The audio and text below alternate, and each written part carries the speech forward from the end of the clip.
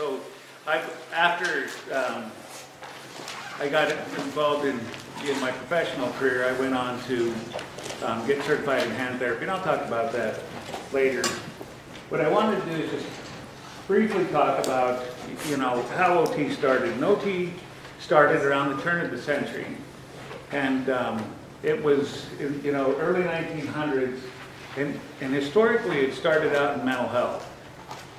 And then as World War I came along and we had soldiers being injured, and that's when we started getting into, more of the, we always have been in mental health and we still are in mental health, but now we got into the physical disabilities and started working with the physical problems and with the epidemics that we've seen come along throughout our history. And so occupational therapists, help people across the lifespan doing things that they need to do through the use of everyday activities, and that's what we call occupation. So when we call it occupational therapy, occupation doesn't mean work. Occupation means, what is purposeful to the person that you're working with, be it, sports or work or just living skills or what have you. And we also do a lot of work with elderly patients, which, if any of you decide to go into occupational therapy, us baby boomers, there's a lot of us coming are going to be working with a lot of older folks, and so there's a lot of opportunity that's going to be out there in the future. What do? We do comprehensive evaluations, so we do comprehensive evaluations of patients. If they're going home and they're not independent when they go home, then we'll go do home evaluations and see what they need to do to where we can adapt the house so they can go home and be independent, or as independent as they can, and to be safe as well. It's holistic, so we treat the whole patient. We don't work on just what's specifically wrong with the patient, but with the whole, with the family, with the surroundings. And so it's a holistic approach to the patient, and, doing what they want to do, not what we want to do. We want to, get them doing things that are important to them in their life and get back to doing that. So what do you need to do to get into occupational therapy? Right now it's master's degree level. So you have to have a bachelor's, and the easiest way to go about that is if you're thinking about going into occupational therapy is to get a bachelor's in science, because you're going to need anatomy and chemistry, physics, all the sciences, and a great deal of psychology too. I think I took every psychology class known to mankind when I was going to OT school, and there's also a doctorate of OT too. And so it's instead of a 2-year program after your bachelor's, it's a 3-year program right now.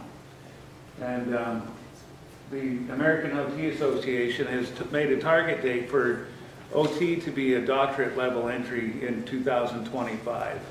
And physical therapy is already there, so physical therapy's got a doctorate level entry. So what do? Once you get your master's, then when you get out, then you do 6 months of internships. And it has to be in 2 different areas. So for instance, I did mine, one was in physical disabilities, and then I did a psychiatric one as well. And so you get done with the school, you do your 6 months internships, and if you're fortunate enough to pass that, then you get to go practice. And then you take a national exam, and then you can go to work. So the requirements to get in, you need a bachelor's degree. Most programs you need a GPA of 3.0 or better. Now, when I went to Colorado State, and when I went, the GPA, entry-level GPA, or to apply was 2.75, but I guarantee you nobody with a 2.75 got anywhere near getting accepted. It's highly competitive.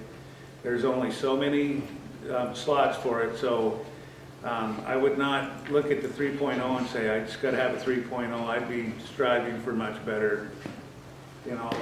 I would say probably at least a 3.5 is what you'd be looking at. You need at least 20 hours of paid or volunteer experience with OTs. And most schools ask for 40 or more. And it really helps if you decide you want to go into occupational therapy school to get different settings. They like to see that you went to different settings. So like you can do inpatient rehab, you can do outpatient, you can go watch a hand therapist, you can do school districts, you can do it in the psych ward. So the more experience you get in different areas, they like to see that when you're applying. And then once you've done that, then you apply. And if you're not actually accepted, but if they'll offer you an interview, and then you go to campus and go through the interview progress, and then if you make it through that, then you're accepted and you get in.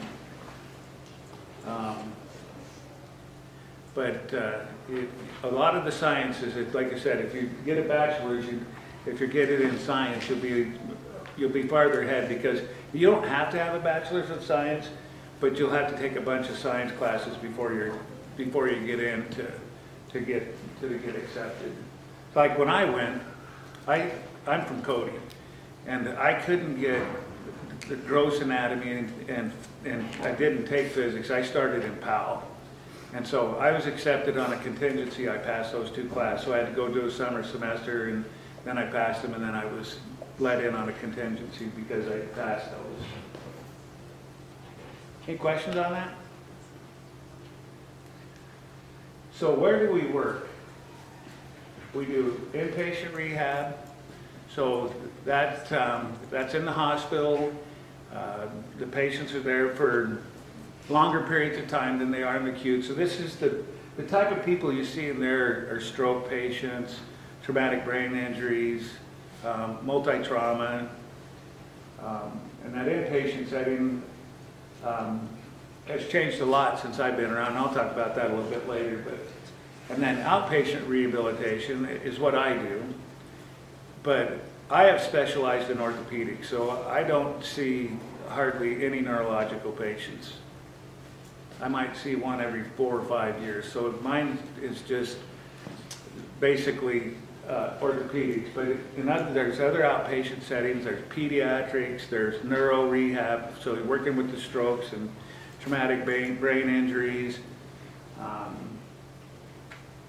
The neurological rehab. So that can be inpatient and outpatient as well. We work in the school districts.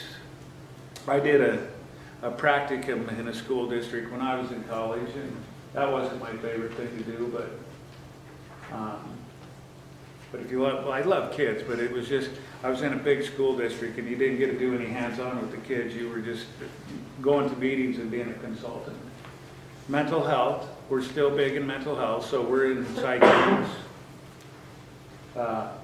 Big in the workplace too. I do a fair amount of these too, ergonomic work assessments, where go out into the community. Like if one of my patients has a cumulative trauma injury, I'll rehab them, and then we'll go look at the workstation and try to figure out what's causing it and modify that. And by doing that and then doing the rehab, we can generally fix them, and then when they go back to work, they don't go back and get re-injured.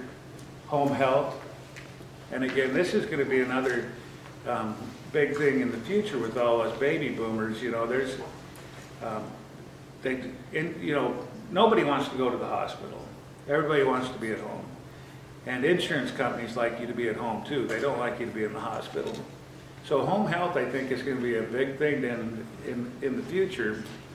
And so you'll do anything like an occupational therapist in home health will go work with people with their daily living skills. So that's what we call ADLs, activities of daily living. So if they need, adaptive equipment to cook, to feed themselves, to bathe, all of that stuff you'll do through home health. And then plus, even if there's multi-trauma, like where they have an orthopedic condition, but they can't leave the home to get to outpatient, then they'll let home health come in, and you can do orthopedic rehab in there as well. Pediatric, and then skilled nursing homes. So this is the one thing that really appealed to me when I was looking at it, because, and and it turned out to be a good thing for me as well, is because there are a lot of different places you can work. So if you work for a while and you get tired or burned out of what you're doing, you can go do something that is totally separate and different. And and you get to, you know, keep doing the same job, but you get a different setting, and it's just refreshing at times. Starting wages from right now go from 73.7 to 87.7. I would say that probably in our region we're probably down on the lower side. How that will be when you guys graduate, you know, of course it'll be more, but Montana, you know, tends to be a bit on the lighter side. You know, there's places to go that pay a lot more, but I kind of like living here, so I have had opportunity to go make a heck of a lot more money than I make here, but I don't want to live there. So, but opportunities are there, and there's a lot of opportunities out there. It's a good job. So I'm going to talk about my journey. So I'll tell you how I started. And I didn't even put this in. I started in the oil field actually, and I got hurt really bad. I was working on oil rigs and I got hurt really bad. So I got to spend a month in the hospital, so I got a little taste of being on the other side. And I decided that I wanted to do something in the healthcare field. I didn't know what occupational therapy was. And an orthopedic nurse came and asked me, what are you going to do? And I said, I'm going to go to PT school. She goes, well, did you ever hear OT school? And I said, no. And so she told me about it. And I said, that sounds pretty good. I'll try it. And here I am. So I graduated from Colorado State. So I have a bachelor's degree. Back then, you could have a bachelor's. There were master's degree at the time, but so I'm grandfathered in because I'm an old guy, one thing. But the other part is back then, that's what entry level was. Now it's master's. And what will happen now is the people, and this would affect you guys if you decide to go, you can get into the master's level if you choose. And then in 25, when it does go to the doctorate level, you're grandfathered in as well, so you don't have to go back and get your doctorate. So my first year, I did inpatient rehab. And so to talk about what I would do on a day in inpatient rehab, first thing in the morning we would do ADL training. So it'd be dressing, grooming, and get them ready for the day. And then if somebody had trouble feeding, then we would go, after there we'd go to breakfast and then work on adaptive techniques for feeding, or actually worked on dysphagia too, where that difficulty swallowing. We would work with speech therapy on that as well and help them do that. And then the rest of the day, you would be doing the physical disability part of it. So if you were working with, you know, a spinal cord injury, you'd be working on upper body strength and upper body endurance, you know, because they're going to need to be using their arms to get themselves around full time after that. And so that was not my favorite. But back then, this was in early 90s, you know, they would let people stay in rehab for 6 months. And nobody gets to stay in the hospital for 6 months anymore. You know, they're in there 10 days, you're pretty lucky. So the stays are a lot shorter. But again, in inpatient rehab, you'll be working with strokes, traumatic brain injury, multi-traumas, and that's changed a lot. And so the next year and a half, I did acute care. So in acute care, that people are there for short periods of time. And so on a day in acute care, I would go work in the transitional care unit, which is where it's Medicare patients that are going to go home independent but aren't quite ready to. So this is a step down from inpatient rehab. It's just giving them a few extra days to get strong so they can go home. So I would run to TCU first thing in the morning, do ADL training, do, you know, grooming and feeding if we had to. And then the rest of the day I worked from the intensive care unit to the orthopedic floor. So I might work with, on those days I might work with you know, gunshot wounds, heart attacks, strokes, multi-traumas, total joints, back surgeries. So, and I enjoyed acute care because you were moving a lot and you were doing a lot of different things throughout the day. Plus you got a lot of exercise too. But after about 2.5 years, I was like, gosh, man, I don't know if I found my spot. And an opportunity come for me to fill in for another group. I was working in the hospital, but their hand therapist got, she was pregnant and went on maternity leave, and they need somebody to cover. So I covered her 3 months of maternity leave, and I got started in hand therapy. This was in 1994, I believe. And I was like, man, this is my gig. And I've been doing this. So I'll be, in April 15th, I have been an OT for 25 years. And I can tell you that I don't have trouble getting up and go to work in the morning. I still really enjoy what I do for the most part. What do I enjoy about my job the most? I like getting people back doing things that they like to do. You know, when they come in, they're hurt, they're depressed, you know, and I like to see people get back to functioning the way they did before their injury or accident. I will tell you that, you know, my job is probably at least 50% psychology too. I mean, you gotta, you know, create an environment that they feel like they're gonna get better, and it's fun to watch that. And I don't get tired of that. In the 25 years that I've been practicing, it's still fun to do that, you know, and it's fun to see people you saw 20 years ago come back. And well, I had this gal come in, I didn't recognize her, but she comes in, she goes, do you remember me? And I'm like, she was almost 30. And I'm like, I looked at her and I'm like, no. And she said, you made me a split when I was 6, you know. And I'm like, first of all, I was glad that I didn't see her the week before and didn't remember, but it was fun, you know, and it's good to see, you know, you get out in the community and people come out and, you know, thanks, you know, you gave me my wing back or whatever they say. It's I really do, and like I said, you know, after 10 years in the oil field, I was making a lot of money too, but I wasn't really liking what I was doing. And you know, after 25 years, I'm still really enjoying what I do. What don't I enjoy with my job? The paperwork. Especially with the Affordable Care Act. That's created so much paperwork now that it's, I mean, I spend more time sometimes doing paperwork than I do treating a patient, which is the way it is.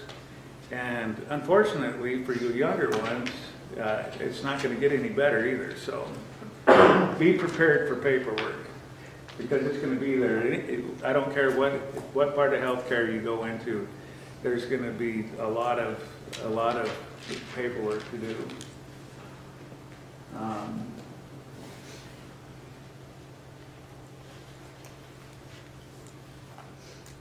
Questions?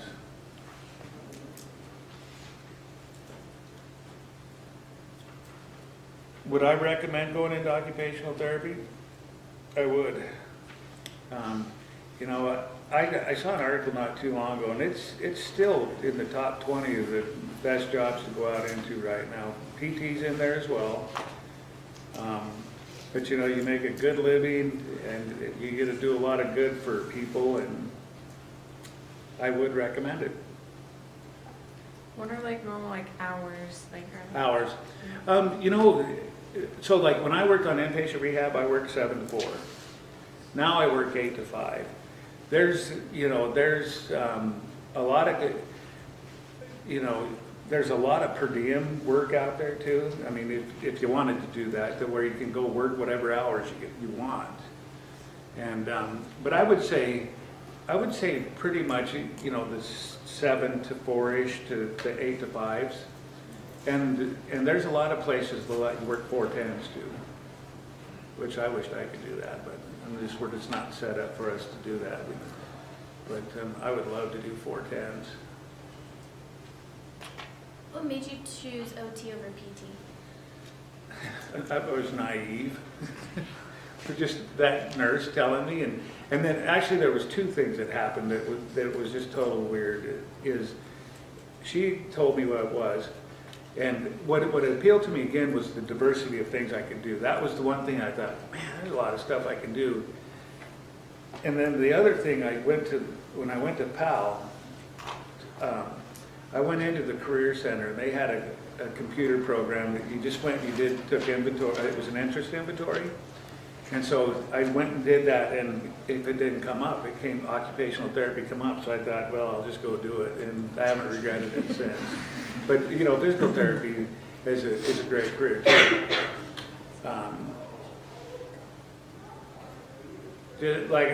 I guess to the undergrad students, I guess the biggest advice I would say is to go ahead and have your fun, but make sure your grades are good, because you won't get in if you don't have good grades, because it's really, really competitive.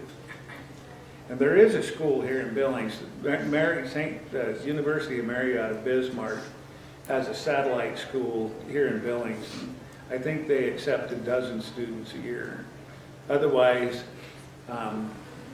like I went to Colorado State, Utah has OT schools, Idaho has OT schools, UND, North Dakota, and then Mary and Bismarck, and then Colorado State are probably the closest ones. I love CSU. Fort Collins is a great town. I called it Fort Fun, but and it was too. But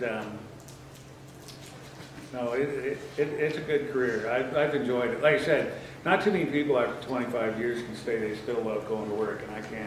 And I mean that. I enjoy it.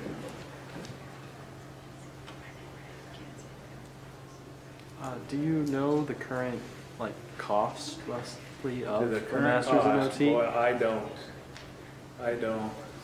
You guys are crap if you heard what I paid. Actually, my first semester of college cost me $275, and that was in '88. $275, and when I went to Colorado State, I was a Wyoming resident, but I got on with the Witchy program, so I got to go for in-state tuition, and I think I paid $1,100 a semester. And I'm pretty sure that's not what you guys are paying. For books. Yeah. Well, my daughter's a physician assistant. She didn't go to Rocky, but her school was $100,000 a year. I mean, $100,000 for 2 years. I'm sorry. So yeah, but I can't tell you what the cost is. Except it's more than what I paid, I know that.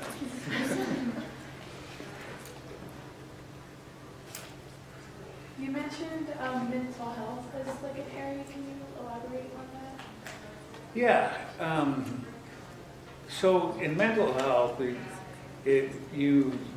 obviously you're working with the type of patients, but in those settings there, your modalities, you did a lot of art kind of stuff with them, and so it was like we did ceramics and drawing and painting and stuff like that, and it was just setting up the environment for the patients, to make them interact with each other, to learn to share, which you think that's funny, but a lot of people and most of the people that I worked with when I was in the psych center were mostly just depressed people. But they didn't want to talk to people, and so you just set up an environment that's friendly, and and just kind of get it working their way through with that. And then plus, we did. I did that at Billings Clinic here. There was an adolescent locked unit, and there was an adolescent outpatient. So doing the same thing, you would just do a lot of arts and crafts, but setting it up to whatever you're working on, social skills or getting them to interact and be nice to each other. In the psych unit, I really liked working with the kids. it was challenging, but it was worth it, yeah. So you mentioned paperwork, and a lot of our other speakers do too. What does paperwork comprise of exactly? Like, what do you do? Well, so let's just say let me tell you how I treated a patient 25 years ago, and then what happens now. So, say for instance, I got a patient today that was Medicare, and Medicare makes it a lot more paperwork. But so 25 years ago, this patient, I just needed to show him shoulder exercises. So they'd come in 25 years ago, I would have seen them, showed them the exercises. It takes me about 10 minutes, and then it would probably take me about 5 minutes to do a progress note, or a SOAP note, if you know what a SOAP note is. And now, when they come in, I have to do a functional survey with them, which takes them about 10 minutes to do. Then I go through the exercises. Then I've got to go do this, so that exercise is still only taking 10 minutes. So then I go do the SOAP note, and then I've got to go score this functional survey, score that, and then put it in, and then go look up the codes for whatever that score value is, and get that. So it takes me probably twice as long to do the paperwork for that one patient than the time I spent with them. And the time that I don't spend with them, I'm not making money. Which is, which our, society is driven by productivity. So that's just taking time, that's 15 minutes I could have spent with the patient, and been making money. But on the other hand, going back to the other part, it's still, I did something good for them. It's just I've got a whole bunch of paperwork to do, after it's done. And it's gonna get worse, I think, for a while anyway. I think this Affordable Care Act and all this Obamacare, whatever you want to call it, it's going to sort itself out, and they're going to figure out what works and what doesn't work. And I think, hopefully by the time you guys are graduating, maybe it'll be sorted out a little bit and it won't be so cumbersome.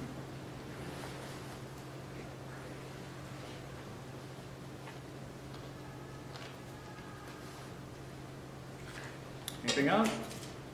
All right, thanks. Good luck, whatever you guys do.